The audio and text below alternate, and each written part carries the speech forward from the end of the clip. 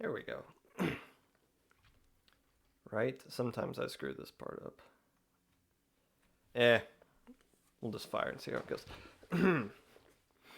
Hello, friends, and welcome back to the Popcast. Whenever you are listening to this, whether it be live or a VOD, Twitch or YouTube, while you're sharing your political opinions on Twitter, sharing your alt account detective notes on Twitter, or just plain freaking out on Twitter, whatever it is that you're doing right now, I appreciate you taking the time out of your day to listen to this, unless I don't. Last week was extremely odd for us Americans. We had possibly the worst debate in human history. Our president got admitted into the hospital and I think is getting de-admitted or released at some point during this podcast. So a crazy string of events going on this week. Crazy string of events that's been going on for this entire year. Uh, Obviously, the Splatoon Twitter has been kind of all over the place in the past 48 hours. And continuing on into today with a couple of people in the community that's been dealing with some serious stuff and have been kind of disappearing or for whatever reason. So just it's a lot of heavy stuff going on in the world today, and it kind of makes you thankful that we have this stupid video game that I get to talk about for an hour a week. That ultimately means nothing in the grand scheme of things, but serves as a wonderful distraction.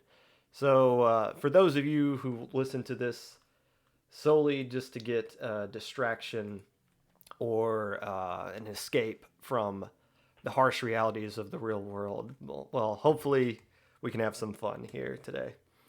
And if we don't, that's your fault, obviously. Today, I will be recapping Little Squid League 7, which happened this past weekend, and then I will be talking with the Magic8ball, competitive Splatoon player slash commentator slash coach slash analyst slash co-founder of the college cephalopod association, also known as the CCA, because cephalopod is a word that is extremely hard for me to pronounce, along with a bunch of other seemingly easily to pronounce words. And all of a sudden, about half the teams that pop up in the lower level community have the word cephalopod in their team name. I don't know why we all of a sudden have a fetish for a cephalopod. I don't even totally know what one is. I'm assuming a squid is one. But I digress. Mainly going to focus on the CCA when we talk to Magic, but we'll be getting his thoughts on current Splatoon-related events and issues in the community as well, because I feel like Magic would be a good person to just have a natural conversation with about these kinds of things. But first, and also thank you. This is a very nice shirt. I have yet to wear this shirt since G7. So it's very nice. Satan got it for me. The Satan. The NA Turf War Open tourney got announced today, which is nice. It's always good when Nintendo, the head the organization that should be in theory leading the competitive community, instead of people like us that do all of the heavy lifting. I mean us. I don't mean me. I mean like basically anybody that's a part of the community. You watching probably do more for the competitive community than what Nintendo typically does. But this year alone, we've been seeing more and more out of Nintendo lately, which is awesome.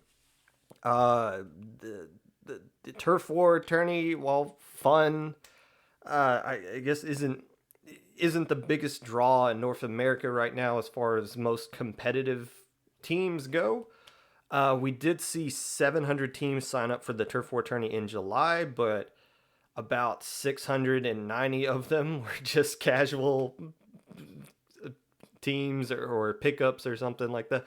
You look at the teams that finished in the top 10 in the Turf War tourney in July, not to diminish their accomplishment or anything, but they're like teams they would be like, oh, I wouldn't expect this team to be in the top 10 out of the 700 teams that sign up.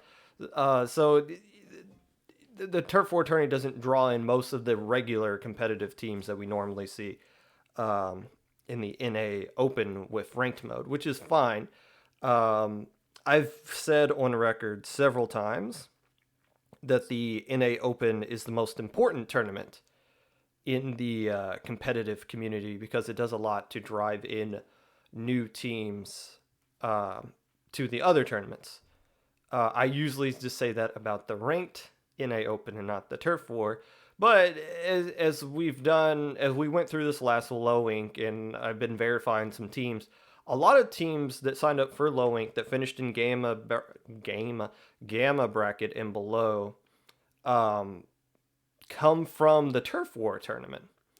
So the Turf War tournament does do a lot to drive things in the community as well. So it is worth kind of noting that. That's something I've usually kind of brushed off in the past. It's like, well, it's Turf War, but no, it does do a lot to drive in more interest to the game itself and the competitive community itself. So nice to see it back. It is scary though when you have an event planned out. If you're a TO and you have a tournament set and you're like, okay, we're going to have it on this day. You have no idea if Nintendo is just going to come out at any point and be like, you know what, 12 days from now, we're going to have a tournament at that same exact time slot. All of a sudden, your tournament is dead. And it is no fault to you, and you have to readjust, and you have to move your tournament around because Nintendo just, they're so inconsistent in when they announce these things. I feel like the NA Opens, that with the ranked mode, we've been getting like 1 to 2 months of a heads up that this is coming, which is great because TOs can plan around that. This one, they announced it today that it's going to be next Saturday. That's 12 days notice that they're going to be doing this tournament. That sucks. That really sucks. Because basically, if you have a tournament and it's 12 days out, you have no idea if you're still going to be allowed to have it. Because you can't compete against Nintendo. You can't. Now, with the Turf War one, there's a little bit of a wee leeway there, right? Because like I said, you're only going to draw in the casuals with the Turf War tournament. You can, like last time the Turf War tournament happened, Ink Theory happened at the same time. Ink Theory still had the same amount of participants that they normally had. My team played in Ink Theory instead of the Turf War tournament. So there's still, you can still like compete against Nintendo when they do Turf War. But but I mean, they got to give more heads ups about these kinds of things. I'm not going to go on an entire rant about, and it's not just Nintendo that does this, that just announces a tournament and then like other people have to adjust around this bigger tournament. It's not just Nintendo, and I'm not going to name names of other tournaments that do that. These other bigger tournaments that just kind of come in and say, hey, we claim this spot, even though you had it first. And that's in a way, that's kind of like capitalism. It's like when Walmart comes into town, you're going to lose some mom and pop stuff, right? But in the Splatoon community, we kind of need that mom and pop stuff too. But at the same time, we also need the Nintendo tournaments because, like I said, they're very important. So it's hard to kind of strike that balance there. So I don't know. I mean, we need both smaller tournaments to keep growing, and we also need Nintendo to keep promoting their stuff.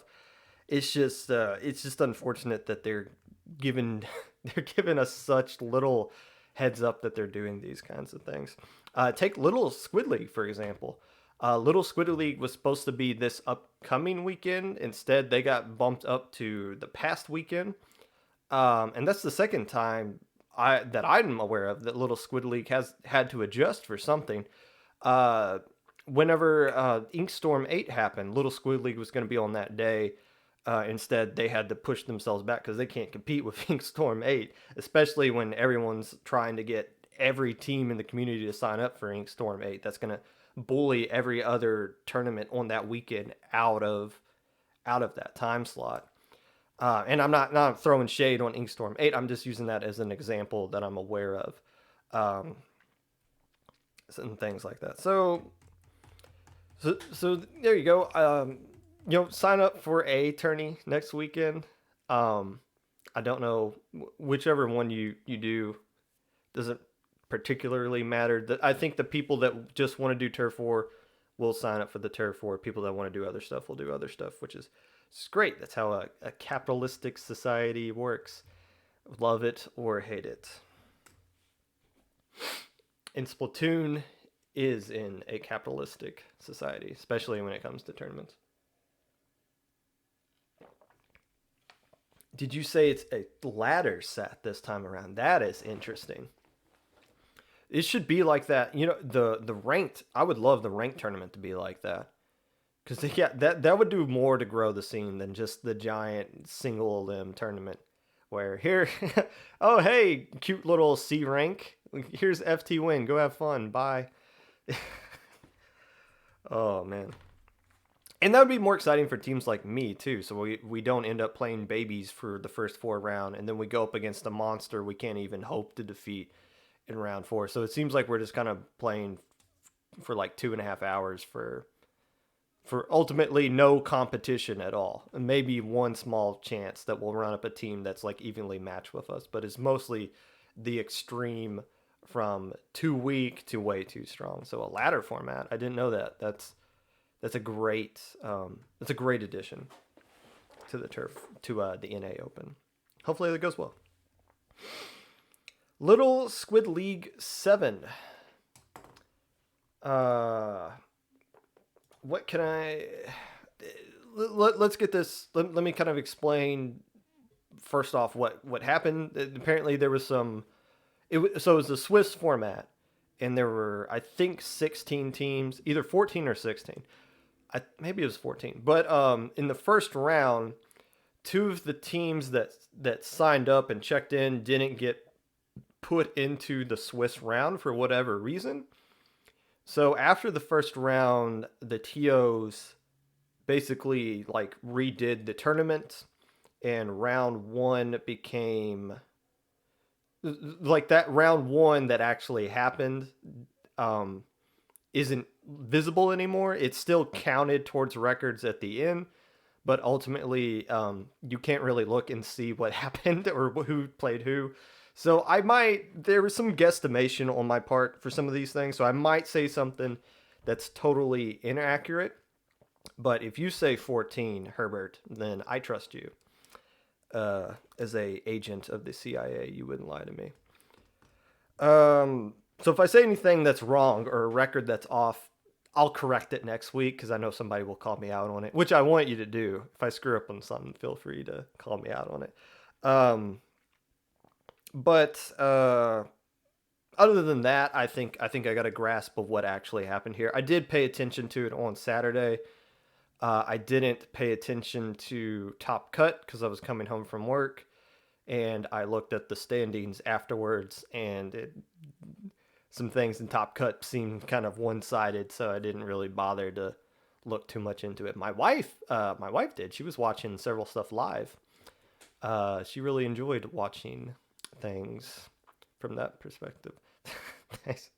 Thank you, Magic. That's very nice sunglasses on old Popcat there. Swiss matches of notes. I do have more here than I normally do. Surprising considering there's only 14 teams. Surf and Turf. 2-1 over Apocalyptic Inc. This is the only match from that round 1 that doesn't exist anymore that I actually saw. I said I was watching this live and I was keeping updated on things live. So that's the only way I would have seen this game. And this is a significant win for Surf and Turf. This is the first time that I've seen Surf and Turf win in a decisive game 3 against a quality opponent. We've seen them take games off of Splatter Swim before, but we've never seen them actually get that second win in a best of 3. So however they were able to do it against Apocalyptic Inc. is worth noting, and I'm glad I saw it before that round got erased. Even though it did count in the standings, you're not going to see that. So that is something I did want to point out from that round. Surf and Turf did beat Apocalyptic Inc. 2-1. I didn't get to actually see that set, so I don't know what really happened there. Cheese and Rainmaker game, DC issues, whatever. But on paper, I did actually see it. Congratulations, Surf and Turf. That's a nice win for you. Booyah X 2-1 over the Wiggly Phantoms. This was a good set on stream. It was tied 1-1 going to a decisive game 3. And I highlight this game because Booyah X and the Wiggly Phantoms are two teams that would really benefit from playing in the Little Squid League ever since they started kicking out teams that are too good for the tournament. So it's good that we finally got to see these two teams in action because they've been signing up for other tournaments well, not just Low Inc. I feel like I've seen the Wiggly Phantoms in Ash Cup. I feel like we definitely seen them in other Little Squid League tournaments before. So it's good that they finally got on stream and we finally got to see both of these teams. And a nice win for Booyah X, who has made Gamma Bracket in the past. I don't think the Wiggly Phantoms have. I could be wrong about that. I didn't do too much research on it. But overall, nice to see these two teams on stream is the synopsis of that. I just said Apocalyptic Inc. got upset by Surf and Turf, but they do have another nice win in here. Apocalyptic Inc. 2-1 over Bread Gang. This is significant because this was a rematch from the last Little Squid League in which it was heading into the final round of Swiss. Apocalyptic Inc. was the team that was seeded to be the last seed in Top Cut versus Bread Gang, who got to play kind of the spoiler role, and Bread Gang beat them 2-1. That win didn't propel Bread Gang into Top Cut, but it was good enough to knock Apocalyptic Inc. out of Top Cut. So it was nice to see these two teams get the rematch in this Little Squid League. It was nice to see Apocalyptic Inc. getting revenge on Bread Gang. Possible rivalry here? I don't know, but it was nice. You like seeing teams that are established, as Apocalyptic Inc. and Bread Gang are. They are long-lasting, established teams. It's good to see these kinds of teams constantly playing against each other when they seem extremely close as well, with some stuff that is on the line. Neither one of these teams... Well, actually, Bread Gang did advance to Top Cut, even though they lost here. But for Apocalyptic Inc., that's got to feel good to kind of get some revenge there from Bread Gang kind of spoiling them last tournament. My last match, and the biggest match from Swiss. Deathlights 2-1 over Tyrant Inc. This was the only team not only to take a game off of Tyrant Inc., but the only team that actually beat Tyrant Inc. In the entire tournament, because Tyrant Inc. swept everybody else they played. For the rest of Swiss, after losing this one, they swept their way out of Swiss. They swept their way through Top Cut. So, a very nice... I don't know how Deathlights were able to pull off this win here. I would have liked to see this set myself. And once again, the lost round one... I don't know. I'm sure Tyrant Inc. won whatever that was, but I don't know if it was 3-0 or 2-1. But regardless, at least on paper that we know of, Deathlights pulled off the biggest upset of the entire tournament. So a very nice win for them there. My winners from Swiss. Again, I got a lot of winners from Swiss from a tournament that only had 14 teams in it.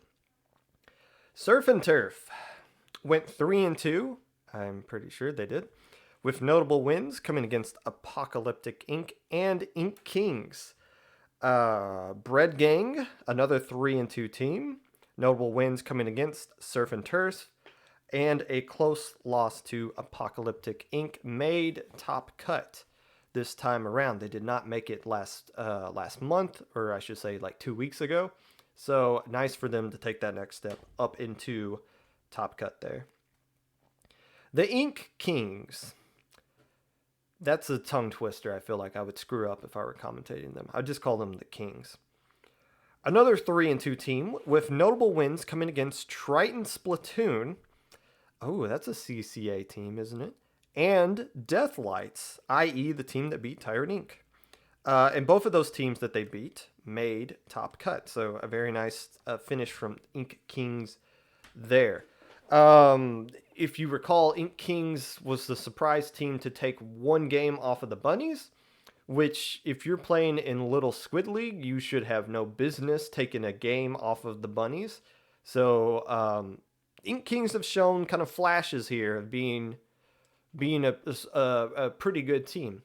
So it's nice to see that they got more wins than losses this time around. Deathlights.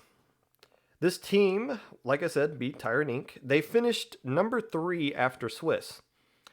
Noble wins, obviously, against Tyrant Inc. and Bread Gang.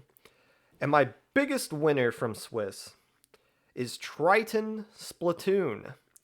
The college team, I believe, out of one of the schools in California. I might double check that in the middle of the podcast or something. But these guys went 4-1. So here's what it's interesting about this. UCSD. I'm assuming that's San Diego. Here's what's interesting about Triton Splatoon. So they went 4-1. So their one loss was to the Ink Kings in that round 1 that got deleted.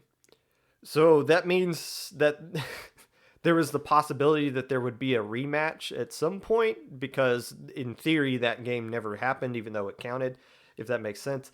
And they did get a rematch against Ink Kings and Swiss and beat them this time around. Interestingly enough, I know the Ink Kings beat them in the first round because that one was actually on stream. They won 3-0. And then they get a rematch and beat them 3-0. So they got swept by the Ink Kings, turned around 2 rounds later and swept them right back. And these two teams had played again in Low Ink, and Low Ink, or Triton Splatoon swept them there as well. So it's interesting to see that these teams just take turns sweeping each other. But the only team to beat Triton Splatoon also lost to them in Swiss. So a very impressive result for Triton Splatoon, going 4-1 in the Swiss round. Hello, Thicey Bread. Moving on to Top Cut. I always take longer to do these than I originally intend. Top Cut matches of note. Oh, only got one here. CIA 3-2 over Deaf Lights, who I originally had written down as Deaf Wish, which is a completely different team. Hello, Bland White Cube, aka Tofu. CIA 3-2 over Deaf Lights. This is interesting to note because one of CIA's better players. I don't want to go on record saying this player is the best player on the team or anything like that, but one of their clear better players is Herbert. And if you were following Herbert on Twitter throughout the day, you were realizing she was having some connection issues with her Switch, and I don't know. The game that CIA was on stream on during the Swiss round, Herbert wasn't playing, and that was like, oh, that's kind of concerning. So I don't know if Herbert was left out. Well, Herbert, you're in chat. Did you get to play it all during this tournament, or were you out the entire time? But if they were playing without Herbert the entire time, finding a way to get a win into top cut here and move on to semifinals in 3-2 fashion, again, against the team that ended up beating the team that won the entire tournament, is very impressive. To do it with a player that's somewhat injured, in a sense, if you think of it like that. Connection issues are so frustrating. I DC'd the first match of our set, so we had to find an emergency sub. That's a lot of fun for sure. Connection issue, saying I got the join. Okay, so you did play in the end. Okay, well, I'll adjust what I'll say later on. The connection issues with the Switch, I mean, it's annoying as all get out for a lot of different people for a lot of different reasons. For my wife and I, we don't really have that issue too often. There is one time at 8:01 a.m. and p.m. and 2:01 a.m. and p.m. every single day, we will automatically disconnect. We won't lose internet from like our computer or phone or anything, but from the Switch, if you're playing in a game at those times, you will DC 100% of the time automatically. There's some times where I'm playing in a tournament and like we'll try to like stall because we know 2:01 is coming up, so it's like, okay, let's just wait for 2:01 to happen, and then we'll just like, oh, I just DC'd in the lobby and go through with it. But sometimes like you can't wait like 5 minutes, so like you got to play. And you're just kind of like playing and looking at the clock like, okay, we need to KO these guys in like 2 minutes, or we're going to have to play, or it's going to be too late and we're not going to get a DC replay or something like that. So internet issues with the Switch, frustrating for a lot of people. Completely get that. And that's all I'm going to say on that. I could do a whole rant about lag issues and connection issues. Winners from top cuts. I got one for you. Let's go with Triton Splatoon. Again, these guys finished in third place, beating CIA and Bread Gang. Now, CIA being a team that Triton Splatoon lost to 3-1 in the last Low Inc. I had originally, in my mind, contributed this to the fact that Herbert wasn't playing due to connection issues. But my sources in chat are telling me that Herbert and Saint K got to join in the third place match at the very end. So Herbert did play, but against a completely different roster, I'm assuming. Either way, a nice win there for Triton Splatoon to claim the third place prize there. And easily Triton Splatoon's best finish that we've seen out of these guys in any tournament. They didn't make Gamma Bracket last month in Low Inc. But they're a team that we continue to see more and more of, and it's nice that they finally have some hardware that they could put in a trophy case, even if it is a bronze medal. ITAP started out like this. ITAP started out as a team that was just like, oh, this is cool, a college team, that's nice. And then you start winning, you start getting some hardware. And then you start beating some teams that people didn't expect you to beat. And then you start beating Gamma, and then you start beating Beta. And then you start, well, who knows what's going to happen after that, I guess.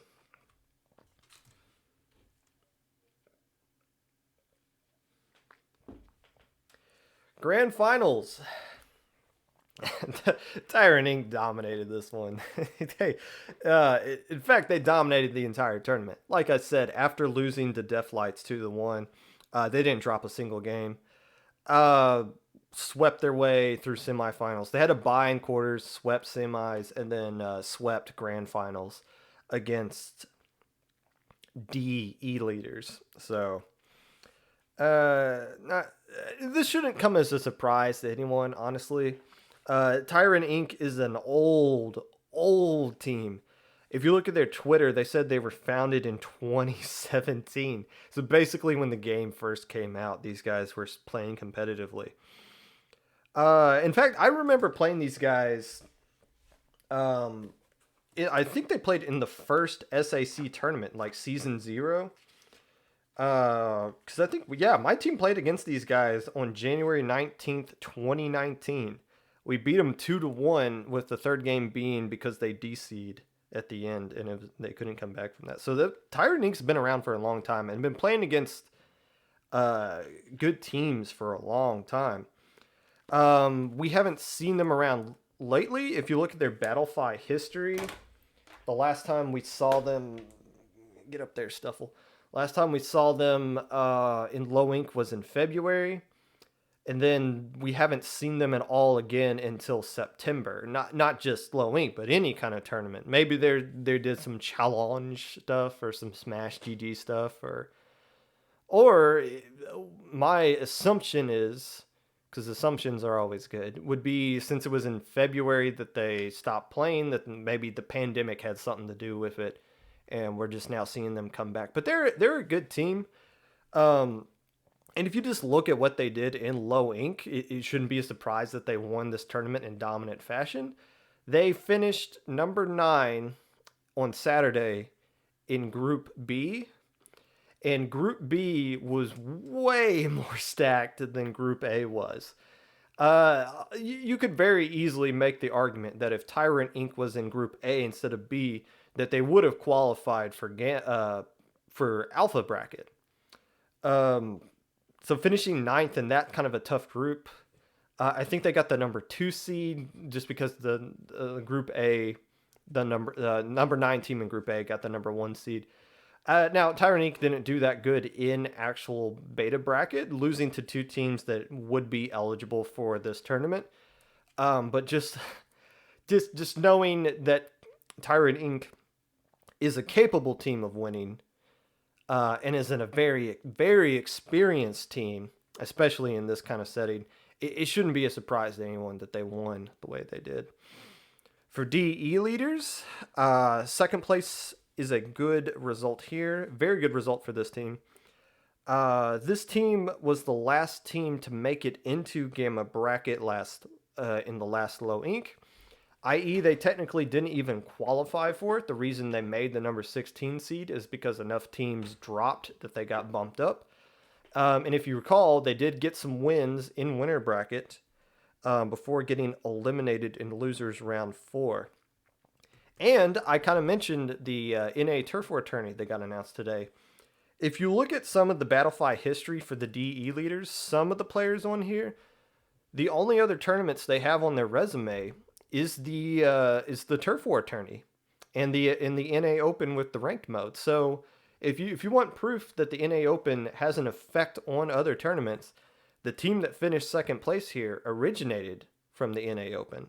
So nice to see that come out of the DE leaders there. And with that, I'm going to take a short break. We're going to bring in the Magic8ball and talk about a wide variety of things. You are watching the Popcast. Boom.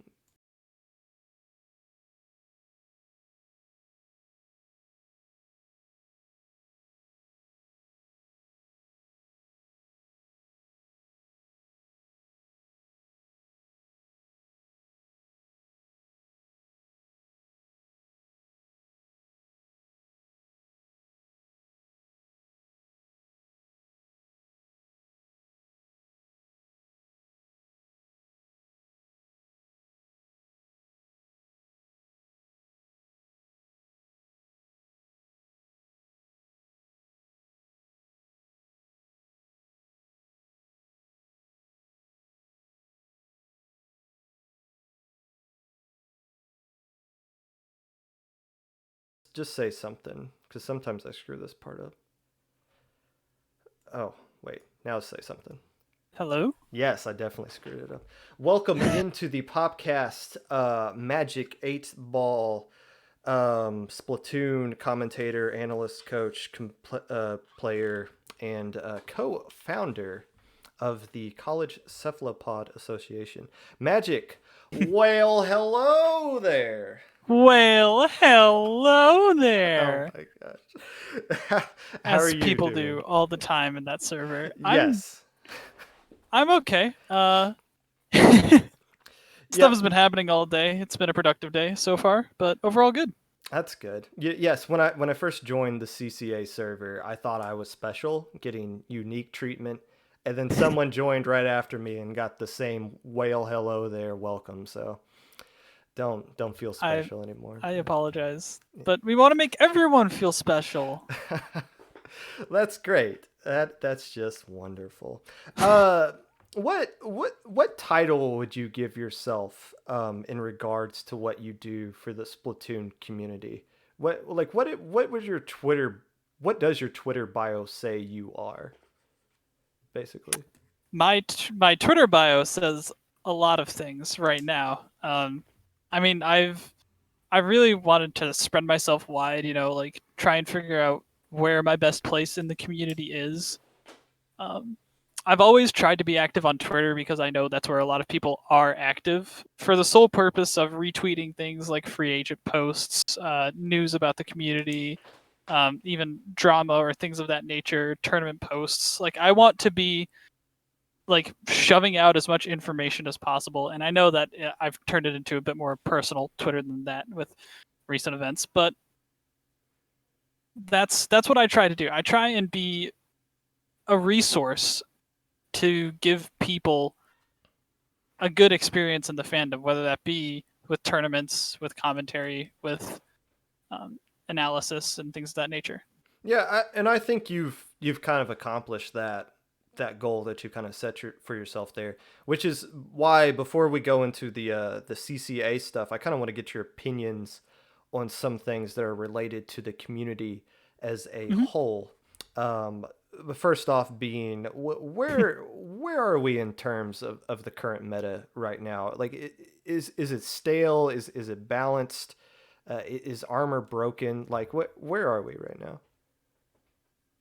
Listen, I know that there were some mess ups with the graph from the last Arena Cup or Area Cup, excuse me, and even with that screw up, there was still so much armor that I'm convinced that people undersell it.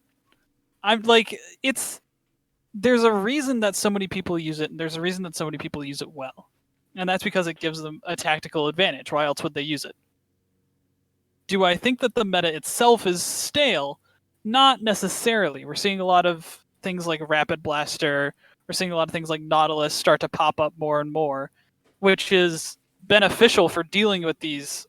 But I a while ago I had a really productive stream uh, where we talked about how basically ever since main power up, this whole armor ordeal has been emphasized because of main power up. Because what main power up did was it gave a lot of power to midline usage weapons, and so those became sort of the de facto front lines. And so for true front lines to get anywhere, they needed armor, and so there's that back and forth between those.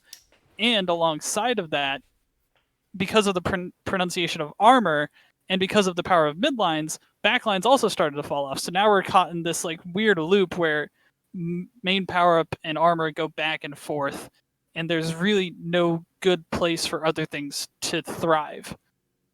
Yeah, and that's a good point. That's something I didn't really. Well, it's something I've thought of, but never thought of it in that way. I've always been a proponent of the idea that main power up took away from the game instead of added to it. But yeah, I never thought of armor as being like the count. So like kind of like in the Dark Knight movie when the mob turns to the Joker to get rid of Batman. It's like they don't understand the Joker, but they know they need to use him to get rid of the Batman or the main power up. Right. So do so what? How do we? But we're fine where we are in this meta. I mean, we're not the ballpoints fixed, right? We're not complaining Right. about that anymore. But does armor eliminate too many other weapons? Like, can you use blaster in this meta, basically, or stuff, or like charger even? Well, so there are some new interesting things, like people have been coming up with Clash Blaster and Rapid Blaster to deal with double armor comps so that they can chip them away. But I don't think that we're going to see a huge prevalence of charger because armor not only stops their one shot, it stops their ray. So front lines have literally no fear when they're running towards a charger. You know what I mean? Like, if people are churning out armors this much, is what they're doing, especially when we see the rise of Kunder again, when we see the rise of Rapid Pro Deco, which are two weapons that we haven't seen in a while in the meta. When these things start popping up, it's going to produce an effect that shuts down things like the Charger backline. We are talking with Magic8ball, a person who has a wide cast across the community. His words, not mine. Are Looty diffs still relevant right now? How do you expect me to answer this question? I know how you're going to answer it. That's why I asked it, because I know. Okay, good. I just want to agree we're on the same page before going into this. Looty divisions do not matter. You're saying they never matter, period. Not just the fact that they haven't been updated since April. You're saying that they've never been relevant. Have they been? Okay, so they've been relevant, but I don't think that they're good. You know what I mean? Yeah. They're really not productive. And because, I mean, even in any tournament that you play in, seeding is not going to be perfect. It's never going to be perfect, especially when we're talking about teams from all different regions, especially when we're talking about a majority of teams not even being included in that rating system. There really is no good gauge for how players do. I mean, I think it's good for the lower levels. Like, I think Looty itself is not bad. I think that Looty itself is actually good. It's good for a lot of younger teams that are trying to get into it, trying to get themselves on a good schedule, trying to get a lot of experience and good scrim partners. That's a really good way for lower teams to gain that sort of, they build their own community, like we see with Low Ink, like we see with the Little Squid League. Like, I think that a lot of it is a product of Looty. But when you get to the higher levels of competition, there's already these cliques. And because of that, they already have the resources that they need. They already know how to practice efficiently. They don't need Looty. And so a lot of teams just don't play in Looty. And so because of that, not only are the seeding skewed, not only is seeding unreliable in the first place, but then people use it as this metric of a standard that isn't appropriate. And that's the problem. Well, I think the issue is we see it as a ranking system for the entire community, when in reality, what it is just seeding for their tournament. But Exactly. do we need like a community-wide ranking system of some sort? I think yes. I think that that Splat Stats was actually a pretty decent thing to have in the community. It was a motivator. It was, something to show off to your friends. It was something to gauge where you are in terms of everyone else. You know what I mean? Mm-hmm. Nowadays, we can really only base it off of the most recent tournament results, and because we don't have these mathematical formulas, because we don't have this infrastructure in place, we don't have as accurate, going as far back, we don't have an accurate gauge of how well teams have done. One more thing I wanted to talk to you about before we get into the college stuff. We're seeing this string of alt accounts that are just popping up across the entire community. It was cute when it was just one guy doing it, and it was so extremely obvious whenever they were doing it. But you saw what happened this morning and what's been going on basically in the entire month. How do we get these alt accounts out of our community? And by alt accounts, I mean people that have been banned to some extent that are trying to sneak their way back in. Is the only thing we can do is just play whack-a-mole. Whenever we catch them, we just bop them on the head until they pop back up again? I'm not on the safety council. I know a couple of people that are, but I am not myself. And because of that, I don't really know of the way that they're going about dealing with it. I don't know the way that people like EGTV or GSM are going to go about it. But the community does govern itself in a way. You know what I mean? Yes. Yeah. Having these occurrences where alt accounts are popping up and they get quote unquote exposed on Twitter, it's basically a form of self-policing. And which is what we need to do. We're a grassroots community. There's no infrastructure. We kind of need to just help each other out. And that's kind of a form of what this is. But at the end of the day, there's not a good way to do things because we're an online-based community, right? Right. You can't see someone and say, "Hey, you're not allowed here," because the anonymity of the internet. Unless they try to sneak into G7, in which case we can immediately kick them out because we saw that. Oh gosh. But I yeah. but now, but I mean, yeah, I agree. This is like a we police ourselves kind of thing. But at this point, it almost becomes a witch hunt whenever somebody posts in the free agent server that they main H3. You know, so it's like anybody who puts I play H3 is immediately sus, and that's kind of the trade off that we get when we police these things ourselves, is that we create these witch hunts against people that are totally innocent. Um, but yeah, I get what you're coming from there.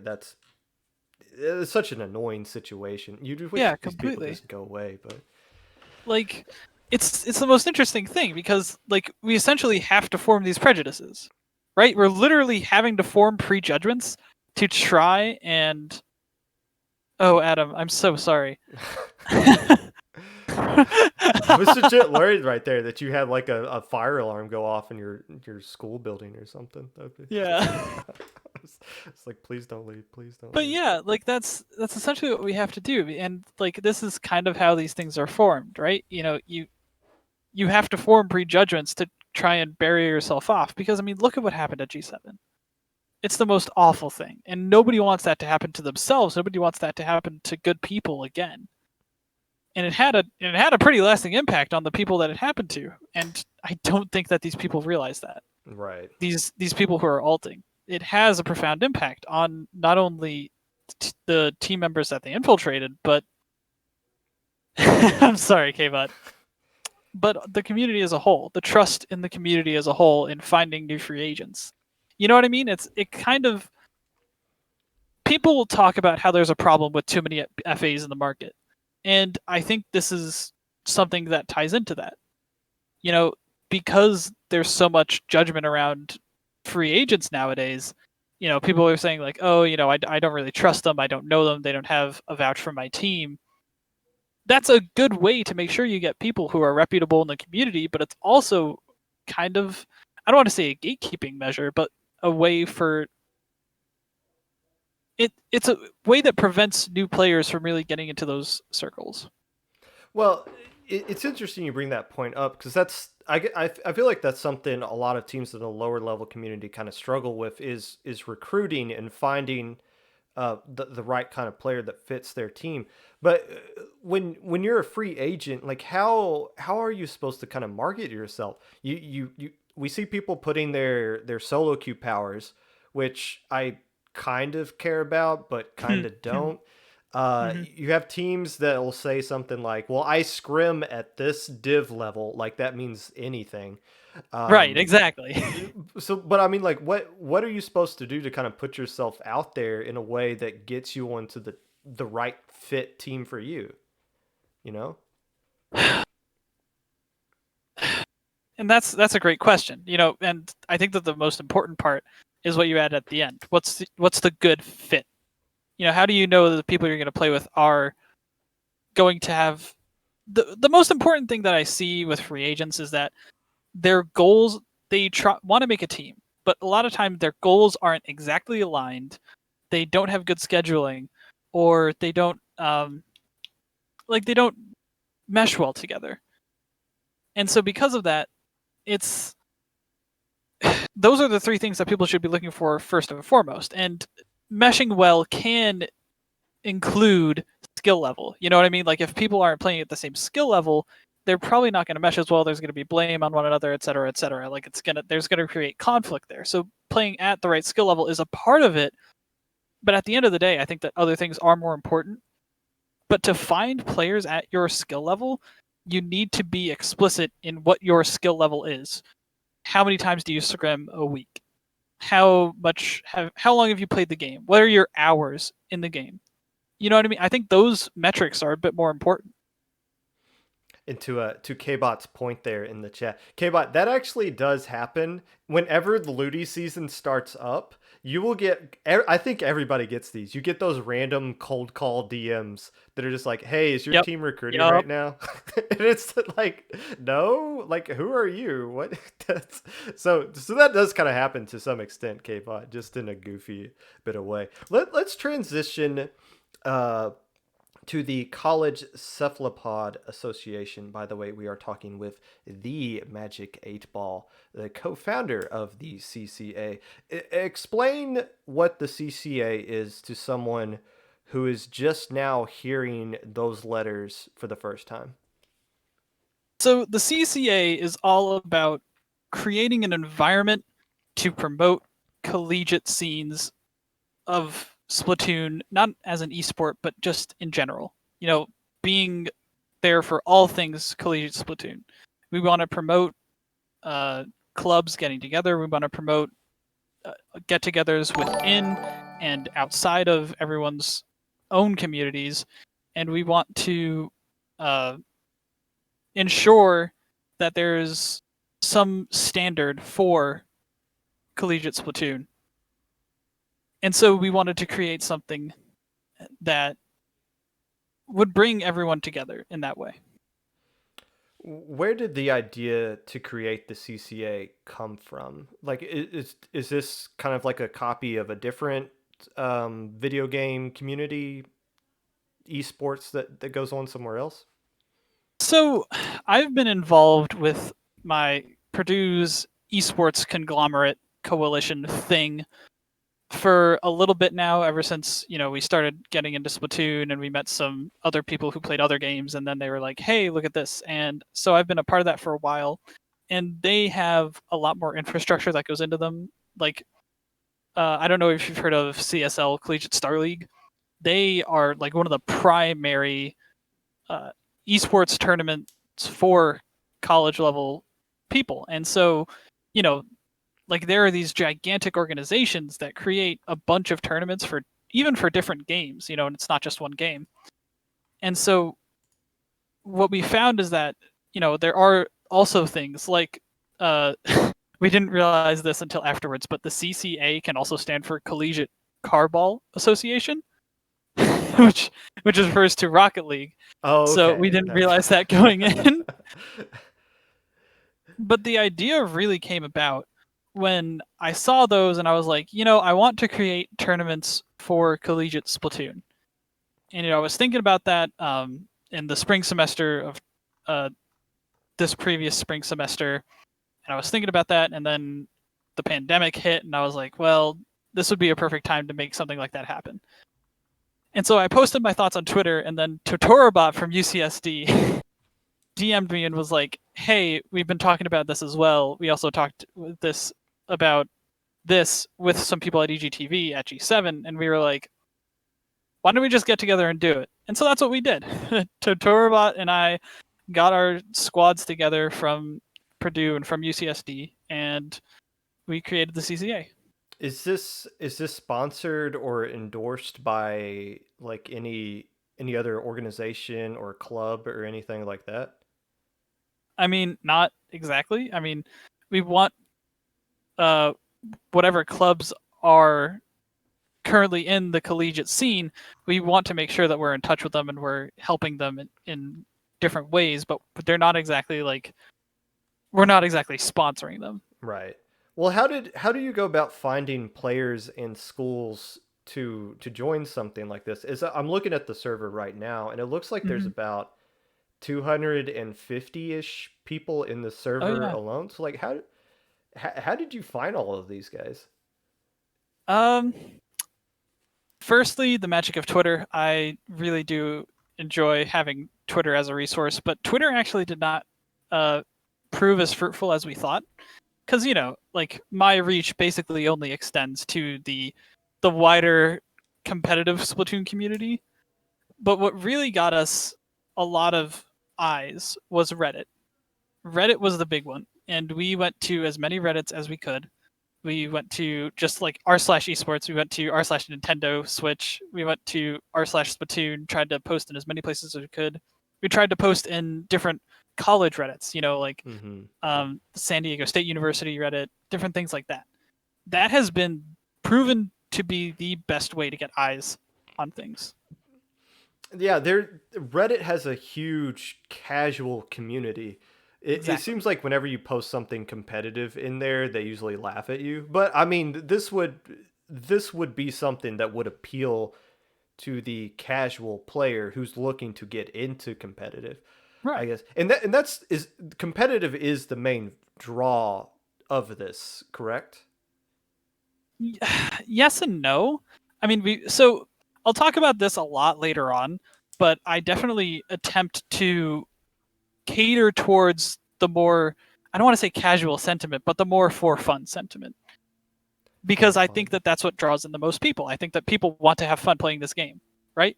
Yes. And so that's that's what I try to go for when especially when we do the marketing, when we do the tournament announcements. We make sure that we emphasize people enjoying the game together with people that they know. Um Well, we kind of go. I guess we might be skipping ahead from what I kind of listed to you this morning, but kind of on that vein, what type of events does the CCA offer or run? I guess just to say. So as of right now, we've been running a monthly tournament where you can come in as a duo from the same school. You can come in from an alumni from a school, and or you can just come in as a team. And we will make sure to get you 4 members, and we will ensure that you are going to play in a Swiss round. It's been small so far, past two have only been 8 teams, but it's been good fun. We've streamed the event, and it's gotten pretty good coverage. I mean, we've had consistent viewership, which I've really enjoyed. Um, and in the future, we're talking about things like resume reading nights. Like we want to provide like things that a college club would provide. Like Mm-hmm. access to different professions and things of that nature. We want to do. We've been trying to do more private battles and different like spur of the moment events, but we're college students. I hear that. And Yeah. we do want to host more things like that. Like in the future, I know that we've like talked about maybe doing a Splatfest. We've talked about doing an actual league, but obviously we don't have the numbers yet to do that. Do you know how many schools have a full team right now? The only ones I know of are ITAP, Triton, and Nazareth College Esport. Are there more than Right. that, or are they mostly just like a combination of students at this point from different schools? So most of them are a combination of students, but there are actually 2 more that have been coming to our events, and I don't think they've reached out to other events yet. Not that I know of. San Diego State University, SDSU, they've been playing in the past couple of our events. They're actually trying to form a club. They've gotten a lot of interest, partly because of finding people through the server. So Mm-hmm. they're starting their own club. I think this semester. We've been in talks with them about that. And there's also UCLA, who has been making a team. They actually have a couple of people who have been competitive for a while, and so they're in contact with us. They don't have a club or anything yet, but they've consistently formed a team for the past 2 events. Yeah, I'm just looking at the server, the people that are in this one. There's so many people here, so many names that I recognize, Mm-hmm. um, that I just didn't know were in college, um, or even knew that this server kind of existed. So it's kind of interesting seeing some of these people in Mm-hmm. here. Um, how how is it possible for a college student to meet all of the requirements that are expected of them as a college student? You got your grades, you got your loan, you probably got to pay off. You got to get like 2 jobs. Classic, you got to be a waitress somewhere. How do you find time to do all that and put in the effort that you need to grind into Splatoon? Which, if you want to be good at Splatoon, it is kind of time consuming to grind for it. um, Ballot Boyval, I will get to your question in a sec because we do have contacts at UC Berkeley. I know Triton DRF will probably put you in the right direction. But to answer your question, Pop, it's hard. I've done it. My freshman year, I really focused on competing. Actually, that was when I was still consistently competing and trying to get back into things. But it's tough. But you can do it. I believe that anyone who wants to will. It does take a lot of like effort to make sure that you keep it consistent. You have to make sure that you spread it out. You know, you don't want to binge it on the weekends. You want to be able to consistently put in like an hour or two, you know, 3 times during the week, and then maybe do a tournament on the weekends. It's all about managing it in a gradual nature. You're not going to see performance improve overnight. You're not going to see like you're not going to see the hours that you might want to put in the game, but you're still going to improve. I know that ITAP has been putting in a decent amount of hours, and they're somewhat drained after everything that they've been doing recently. They've been putting in a lot of work. They're getting results though. It's paying off. They are. I believe that they grew to love it and wanted to do it and wanted to really grind this semester, and that's what they've done. They're a little bit burnt out. They're probably going to be taking a break like this week, but they found time. I know that these people have jobs. These people have a lot of school to go through, but they're committed. Yeah, my team has a couple of college students on it itself, and they're right in the middle of their midterms this week. So we just told them today, like, hey, just leave us for a week. Like, don't even think about us. Just go off. Which is the advantage because we have old farts like me who graduated from college 7 years ago that can play. But if your entire team is in college, I would assume that would be there's some weeks where you're just not going to be able to do anything as a team at all. What is the goal of the CCA? Like, where do you want to see this thing grow to be, let's say, by next fall semester? By next fall semester, I would love to, have a directory of teams and of servers that are like larger than we have right now. I want to promote it to the point where we're getting ourselves into other collegiate tournaments. I think that's one of the goals that I personally have. I want to, maybe get a tournament in CSL. See if we can't. At least try. Put our shoe in the ring. Yes. We are talking. Go ahead. I would love to have a league going with the schools that we've compiled so far to, have an entry fee, be able to give out a pretty solid prize pool, because I think that would draw in a lot of players who are currently in college. FT win. They're in college now and they haven't even. Technically they are in college. Yes, that is true.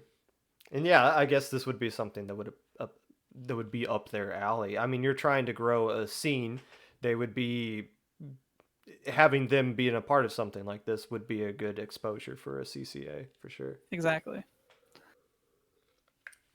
We would want an entry fee because, one, we would need the funds probably, and like if we want to give out a decent prize pool, like we'd probably have to do an entry fee of some sort, and it's the standard for college tournaments in the first place. So I think that following suit would be fine. Yeah, that's one of the reasons why I wanted to have you on is that this whole esports boom is not to like date myself, but this was like even 7 years ago, this wasn't really a thing. It seems like something that's just starting to come up, or is at least starting to be more mainstream. Yes. Does Splatoon? Do you think Splatoon has a future in like the esport world, or do we need like more? You mentioned this community is completely grassroots. Can we do this alone? Do we need Nintendo's help? Like a lot more help from them? I don't know, because we're in an interesting situation. Obviously, Smash Bros.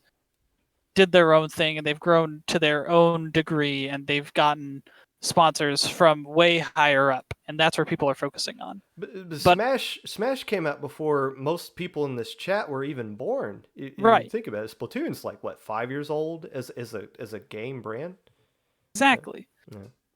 So esport, like even at Purdue, esports has a home in clubs and clubs alone. There's no varsity. Purdue Northwest does have varsity now, Mm. but there's not a lot of varsity. You know, there's no infrastructure. And I think once that is created, if we push Splatoon enough, it can land among that. We've seen that UCSD Triton Splatoon has like been declared part of the university's esports system. Like it's not unheard of. Like this is something that really could become big, and I think that right now one of the best ways to legitimize it is to have it in colleges, so that when people get out of college, they start making money, they think like, "Oh, Splatoon. I've heard of that. Like I know where that's from. I would love to see what's going on there. I'd love to try and support that." Yeah, Things of that nature. Like it if we get it into the colleges, it will become legitimized. I totally agree. Again, this whole boom is kind of before my time, but I can see the value in having it grow as a collegiate type of esport into something people recognize it on a broader scale. Mhm. Um, if we are talking once again with the legendary Magic 8ball. He's on record saying he hates Ludi. Let me ask you about before I let you go. I ask you a few questions about ITAP. I don't want to ask you too many questions about ITAP because I want to save that for when they win low ink and then I have them on and actually talk to them. But Okay. but how did ITAP start? Because you played a little bit of a role in that, didn't you? I mean, how could I not? They're how ITAP started because after going through the whole fiasco of starting the Splatoon club, of meeting you for the first time in Hmm. spring of 2019 Yep. and going through different meeting orientations and things of that nature, after honing that down and being able to create a club environment that was suitable, I found players that I thought would enjoy the competitive environment. I talked with them, uh, one on one, and they seemed all for it. And so, um, we should, Adam or DRF, please link the CCA server. Here, let's definitely do that. um, so we talked one on one, and we basically said like we want to make this happen. Like we want to get involved with the competitive scene because they knew I was a part of it. They knew that I had the resources because I talked with them previously, and they were interested after we had our own set of tournaments. And they were like, "Yeah, I want to see what's in store here," because, and so these people had no idea what competitive was, right? And in my eyes, competitive is like the single best way to enjoy the game. Being on a team, being with people you know, having that sense of community and accomplishment together is like better than almost anything I've ever done consistently. So I wanted to make sure that they were aligned to do that. So what I did was I took on sort of a coaching captainish role. I brought them together, I helped them come up with the right mindset for competing together, for analyzing their play, for understanding higher level competition. And through working with them for a few months, I they slowly started to understand it, get into that mindset, and be able to start improving. And it took a while, obviously, because of everything that happened. But over time, they started playing more and more, and they consistently got better. Do you see yourself as like the proud father? Like what's Mm-hmm. going through your head when they win beta bracket? Like what are you feeling when you see that happen? Yeah, no, I'd say a proud father pretty much sums it up. Like I'm like the dad that coached the rec soccer team and they just scored the winning goal. You know what I mean? Like Yeah. that's exactly what I feel like. You know, like I don't like I give them all of the credit. I give them all of the credit. But I know that I helped. You know, I helped them come up with strategies. I helped them get into the right tournament mindset, helped them make sure that they didn't give up in those like really tough sets. And I'm so proud of that. I'm proud that I was able to create something with them that not only made it us proud to be Splatoon players, but also like proud to be like college Splatoon players, you know? I will. I appreciate you coming on and talking to me. I'm gonna leave you with this one last question. Sure What thing. what is this talk that Flume is doing on Twitter about Tidal Wave possibly making a comeback? What is that? So we got together for a little tiny little reunion. Um and I don't think when they put out that tweet, I don't think they realized that I had something else up my sleeve. And so I'll leave you with that. That I have a little something else up my sleeve that they didn't know about, and that I will be working on. Actually, this weekend. We were gonna do it this week, but I'm working on something else that I am committed to putting time to. Um, so yeah. You've heard it here first, folks. On the Popcast, Magic just confirmed he has started a new team and is going to take the mantle that FT Win has left open for the North America scene. Magic8ball, I appreciate you coming in, buddy. This was a great Yeah. conversation, and I'll be in touch in the future. When you guys start doing Please do. if you guys start doing stuff on the weekends, let me know, because my wife actually has been pestering me about coming up to Purdue for some stuff. So we'll be Okay. up there for Okay. sure whenever Yeah, for uh, sure. the world calms down a little bit. Thanks again, man. Yes. Hey, thank you so much for having me. Follow me on Twitch, Magic8_ball. Thanks, everyone. And that was Magic8ball, coach for ITAP, commentator for Splatoon, and co-founder of the CCA. That was a really good chat. I haven't, I kind of mentioned when I was a college student, uh, I didn't have time to do video games. I had two jobs. I had homework, an exam, a girlfriend who I'm now married to. But also at the same time, I didn't have anything like this. There was no. I'm not trying to sound like an old man, because I'm not. I'm not. But there was no like CCA when I was in college. This is such a new revolutionary kind of thing, and it's changing how we see sports as a whole, not just esports, but just video games as a whole as far as competitive. So, um, the CCA, I'm glad I got to have Magic on to kind of talk about that. So there's a lot of good stuff that we heard there, and I will have this whole VOD up on YouTube later today.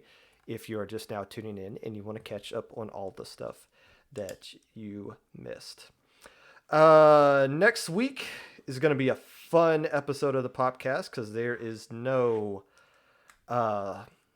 tournament to cover, no Little Squid League, no Ash Cup, no Low Ink. So I'm gonna try to have fun, a little bit fun next week.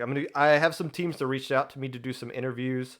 I'm gonna try to knock those out next week. I have a few rants that I've had kind of stored up in my head, some of which I got to talk with Magic a little bit today, which I really enjoyed. But some other topics that I'm passionate about that I might just go over, and I might just do like a review. This is the 12th episode of the podcast. I might just review like all the stuff I personally have learned about the lower level community from doing these podcasts as well. Oh, also, I know there is the Launch Point Draft Cup this this upcoming weekend. I'm not sure if I'll pay attention to it. I'm not sure if there's going to be enough content there for me to like do a full segment on it. I will mention it to some extent next week.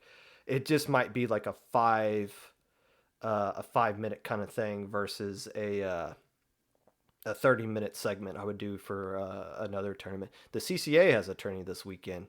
Well, join the Discord link. And when I post this on YouTube, I'll add a Discord link to the server, the CCA server as well. So anybody who's watching this not live can see this and join that server. So I'll look into the CCA tournament this weekend. Maybe I'll talk about that next week as well. But for that, I am going to look for some dinner here, and I am leaving. Thank you to everybody who hopped in, who followed that I didn't mention because I lose concentration when I focus on things like that. We always rate sick. Hey, if you want to be a part of this podcast in some way, if you think you're going to be as good of a person to talk to as Magic was, feel free to reach out to me through a wide variety of ways. You can follow me on Twitter at Mr_Popgun, Discord at Popgun #5882, Twitch at Popgun25, YouTube at 25Popgun. Thank you once again to Magic8ball. Let's go raid to Cora and see what she's up to. What if you don't want to reach out to you? Then I'll reach out to you like I did to Magic. I basically just call them out in the middle of this. Hey, wear masks, you morons, and make sure it covers your nose. This isn't going to end until you idiots start wearing masks like you know how you're supposed to. Come on, guys. Come on now.